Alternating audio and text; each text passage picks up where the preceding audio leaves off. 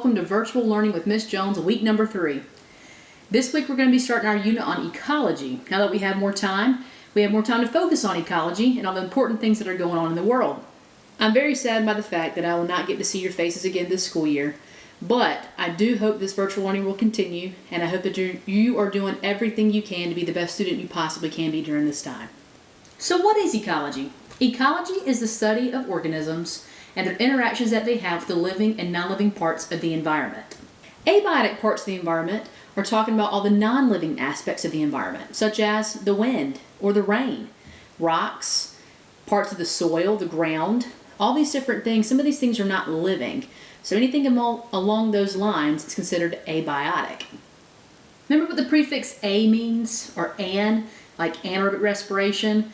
It means no or without. So abio, a meaning no, bio meaning life, non-living parts of the environment. On the flip side, we have biotic factors of the environment, and those are all the living things the environment encounters. So all the living things are all the organisms, all the food, anything that grows and can reproduce is considered living, even bacteria. A habitat is simply where an organism lives. Now, most of us live in houses or condos or apartments or something along those lines, but other animals may live in logs or caves or in the ocean, underground, in trees. It just depends, but a habitat is where it lives. The next word we come across is called a niche. I usually call it a niche, but I've been wrong several times. But that's simply the role an organism plays in its environment. So you have different types of bees. There are worker bees, there's the queen bee. And no, I don't mean Beyonce. But they all play a part in their environment. So now let's move on to the roles of organisms. And we'll talk more about this in our next lesson next week when we do food webs and food chains. A producer is an organism that makes its own food, aka an autotroph. Examples of autotrophs are grasses, trees, flowers, and algae. Sadly, we can't make our own food, but wouldn't that be nice? A consumer is one that has to take their food from others. We are consumers. We have to find sources of food. If it's plants of some capacity, if it's meat of some capacity, or dairy products, some sort of animal product or plant-based product, or whatever that stuff is we eat at our fast food restaurants. Who knows what it really is? Cows, wolves, man, all of us depend on another source to get our food. Even if cows only eat grass, that's still something that they have to eat and they can't make by themselves. I'm sure you've seen scavengers before. Usually it's after something's been hit, laying on the side of the road, and you see these big old buzzards and vultures and other animals come and eat them. Yeah, they eat all the dead stuff. Vultures are also considered to be heterotrophs though. They don't just eat dead stuff, but they like to eat dead stuff. Remember in The Lion King, they were waiting for Simba to die. And last but not least, we have decomposers. Now decomposers, they break down organic matter in the soil, and that's how they get their source of nutrition. They're able to absorb these nutrients into their skin or whatever they have going on, or outer barrier that they have. We see this in like worms, bacteria, and fungi. The last part of our lesson today deals with levels of organization.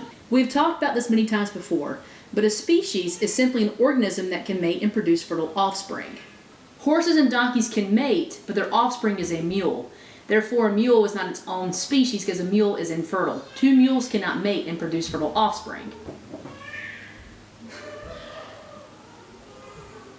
Can y'all hear them? Now, a population is a group of organisms of the same species that live in the same place at the same time.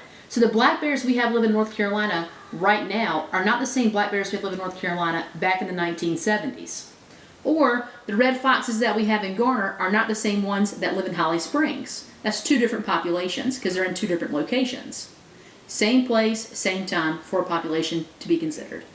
Now in a community, we're talking about different populations all living and interacting together. Have y'all heard about all the wildlife they're starting to see now that people are staying indoors? It's kind of crazy.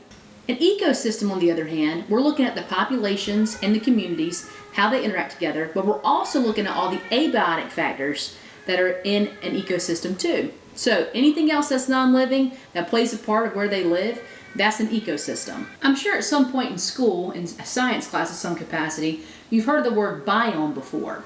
Don't worry, we're not studying all the different biomes. I just have to mention and tell you what it is. A biome is simply a group of ecosystems that share a similar climate and organisms. I know you've heard of a desert, the taiga, the grasslands, the tundra, the savanna, rainforests. We live in like a deciduous forest, coniferous forest, things like that. I'm sure you've heard of that before. All those are considered to be biomes. If you break the Earth apart into the latitudes, which goes this way, you'll see that it's very, very similar across the latitudes all across the world. So we have similar conditions as Europe does. But not all Europe places, because sometimes you'll see that Spain and everywhere else is actually very north of us. And so we share similar climates to the ones that are down south. This is usually when I show you a slide of Nate Drake out in the desert, and I try to get you to figure out what biome it is, and also what video game it is, which, by the way, it's my favorite of all time. Uncharted. Highly recommended. Last but not least, we have the biosphere. So we put our bio prefix, meaning life, then what you'll get out of biosphere is any aspect of Earth that supports life. This consists of the lithosphere on the ground, the atmosphere in the sky, and the hydrosphere in the water. All of these things together make up our biosphere, or our ball of life. Pretty easy lesson this week, guys. I hope you enjoyed your little intro to ecology. Next week we'll do some more stuff on food chains and food webs. I hope you're having a fantastic week. If you have any questions, please let me know. Till then,